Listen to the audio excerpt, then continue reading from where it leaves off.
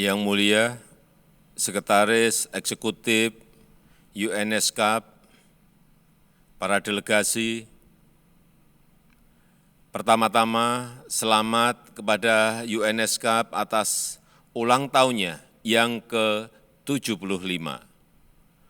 Momen ini penting di tengah upaya kawasan untuk keluar dari tantangan besar akibat dari pandemi, perubahan iklim, dan perang. Pertama, ekonomi sejumlah negara Asia Pasifik belum pulih, masih di bawah tingkat pra-pandemi. 70% dari total pengangguran baru terjadi di kawasan kita, dan 85 juta penduduk kembali masuk ke jurang kemiskinan ekstrim. Yang kedua, pertumbuhan ekonomi kawasan tahun ini, sebagaimana prediksi IMF, turun 0,5% menjadi 4,9%. Inflasi juga diperkirakan mencapai 8,7%, naik 2,8% dari perkiraan semula. Yang ketiga, pencapaian SDGs semakin tertunda.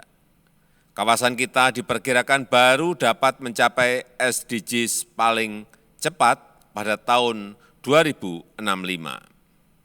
Dan menurut Global Climate Risk Index, 6 dari 10 negara paling terdampak perubahan iklim dalam jangka panjang ada di Asia Pasifik. Menjawab tantangan ini, saya mendukung sepenuhnya upaya UNESCAP memajukan a common agenda to advance sustainable development.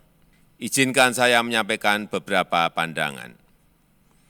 Yang pertama, penanganan pandemi harus dilanjutkan dan kesenjangan vaksinasi di kawasan harus ditutup.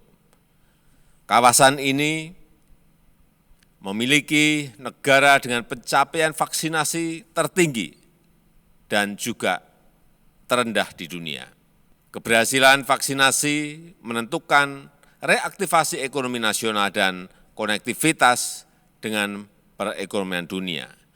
UNESCAP dapat mendukung terbentuknya jaringan fasilitas produksi dan distribusi vaksin regional, mengatasi tantangan logistik dan mempersingkat rantai pasok. Yang kedua, pendanaan untuk akselerasi SDGs harus diperkuat.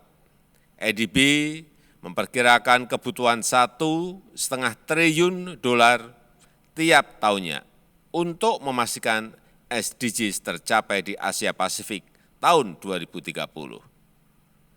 Sementara ketersediaan pendanaan global hanya 1,4 triliun. Kesenjangan besar ini harus ditutup. Investasi sektor swasta harus didorong. Meskipun Asia Pasifik merupakan kawasan terbesar bagi penanaman modal asing, inbound dan outbound, namun nilai investasi ke kawasan sendiri masih kecil. UNESCAP perlu mendorong penguatan investasi intra-kawasan, mendukung kemudahan berusaha, promosi, dan bisnis matching di antara negara anggota. Pendanaan inovatif perlu terus dimajukan, kolaborasi UNESCAP dengan ADB dan lembaga pendanaan lainnya sangat diharapkan.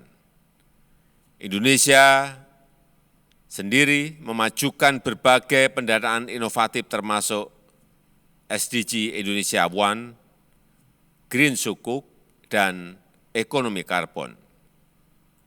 Yang ketiga, sumber-sumber pertumbuhan baru harus diperkuat.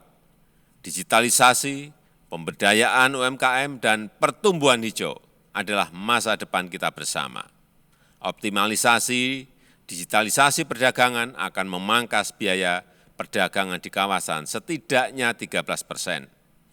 Akses UMKM pada financial inclusion dan rantai pasok kawasan perlu didorong.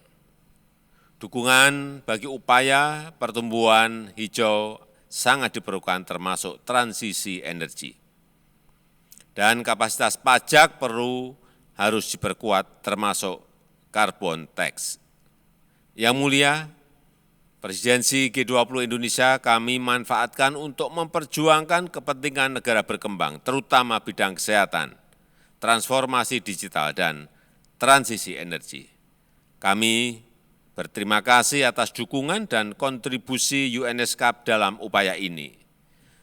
Dengan bekerja bersama, kita dapat mempercepat pemulihan kawasan dan dunia menuju masa depan berkelanjutan. Recover together, recover stronger. Terima kasih.